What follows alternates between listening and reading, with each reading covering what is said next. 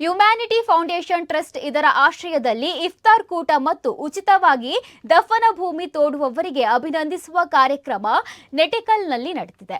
Speaker UT Khader Farid ಮುಖ್ಯ ಅತಿಥಿಯಾಗಿ ಭಾಗವಹಿಸಿ ಮಾತನಾಡಿ, ದಫನ ಭೂಮಿ ತೋಡುವವರಿಗೆ ವ್ಯವಸ್ಥೆ ಇಲ್ಲ, ಮಳೆಗಾಲದಲ್ಲಿ ದಫನ ಮಾಡಲು ಅನುಕೂಲ ಆಗುವಂತೆ ರೈನ್ಕೋಟ್ ಸ್ಕ್ವಾಡ್ನ ವ್ಯವಸ್ಥೆಯನ್ನ ಮಾಡಲಾಗುವುದು ಎಂದು ಭರವಸೆಯನ್ನ ನೀಡಿದ್ದಾರೆ.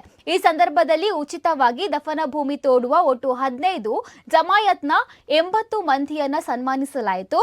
ಹ್ಯುಮ್ಯಾನಿಟಿ ಫೌಂಡೇಶನ್ ಅಧ್ಯಕ್ಷ ನಾಸೀರ್ ಸಮಾನಿಗೆ ಕಾರ್ಯಕ್ರಮದ ಅಧ್ಯಕ್ಷತೆಯನ್ನ ವಹಿಸಿ ಪ್ರಾಸ್ತಾವಿಕವಾಗಿ ಮಾತನಾಡಿದ್ದಾರೆ.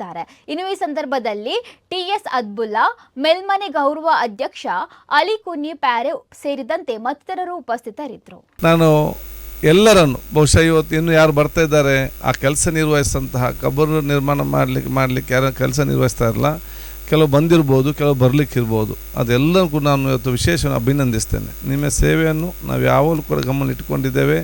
ನಿಮ್ಮ ನಿಸ್ವಾರ್ಥವಾದ ಒಂದು ಶ್ರಮ ಬಹುಶಃ ಎಲ್ಲರಿಗೂ ಕೂಡ ಮಾದರಿ ಮತ್ತು ಯುವಕರಿಗೆ ದೊಡ್ಡ ಮತ್ತು ಪ್ರೇರಣೆ ಮತ್ತು ಸೋದರತೆಯ ಒಂದು ಪ್ರೀತಿಯ ಮತ್ತು ಗೌರವದ ಒಂದು ಕೆಲಸ ತಾವು ಮಾಡ್ತಿದ್ದೀರಿ.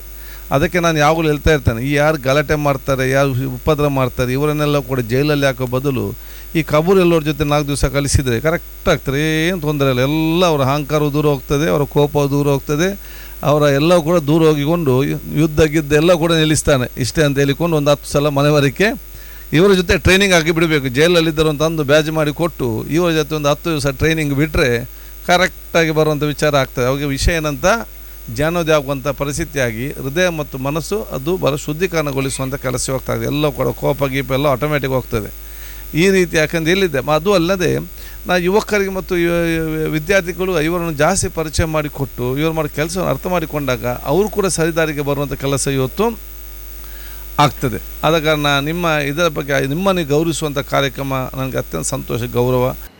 ಇವತ್ತು ರಂಜಾನ್ ಪ್ರಯುಕ್ತ ಇಫ್ತಾರ್ ಕೂಟ ಹಾಗೂ ನಮ್ಮ ಈ ಸುತ್ತಮುತ್ತಲಿರುವಂತಹ ಮಸೀದಿಗಳ ಆಯ್ದ ಮಸೀದಿಗಳ ಕಬರ್ಸ್ಥಾನದಲ್ಲಿ ಉಚಿತವಾಗಿ, ಅಂದರೆ ಯಾವುದೇ ಪ್ರತಿಫಲಾಪೇಕ್ಷವಿಲ್ಲದೆ ಕೇವಲ ಅಲ್ಲಾಹನ ಸಂಪ್ರೀತಿಗೋಸ್ಕರ ತಮ್ಮ ಯಾವುದೇ ಕೆಲಸ ಕಾರ್ಯಗಳು ಒತ್ತಡಗಳು ಇದ್ದರೂ ಕೂಡ ಊರಿನಲ್ಲಿ ಒಂದು ಮರಣ ಸಂಭವಿಸಿದರೆ ಎದ್ದು ಕೂಡಲೇ ಬರುವಂತಹ ಸ್ವಯಂ ಸೇವಕರನ್ನು ಗುರುತಿಸಿಕೊಂಡು ಅವರನ್ನು ಗೌರವಿಸಿ ನಮ್ಮ ಸಮಾಜಕ್ಕೆ ಹಾಗೂ ನಮ್ಮ ಸಮುದಾಯಕ್ಕೆ ಮಾದರಿಯಾಗಿರತಕ್ಕಂತಹ ಅಂಥವರನ್ನು ನಾವು ಇವತ್ತು ಗೌರವಿಸಿದ್ದೇವೆ. ಅವರಿಗೆ ಗೌರವವನ್ನು ಮಾಡಬೇಕಂತೂ ಈ ಗೌರವವು ಕೇವಲ ಅವರಿಗೆ ನೀಡುವಂತಲ್ಲ, ನಮ್ಮ ಸಮುದಾಯದ ಮುಂದಿನ ಪೀಳಿಗೆಗೂ ಕೂಡ ಇಂತಹ ಒಂದು ಕಾರ್ಯ ಇಲ್ಲಿ ನಡೆಯುತ್ತಾ ಇದೆ ಎಂದು ಅವರಿಗೆ ತಿಳಿಯಬೇಕು.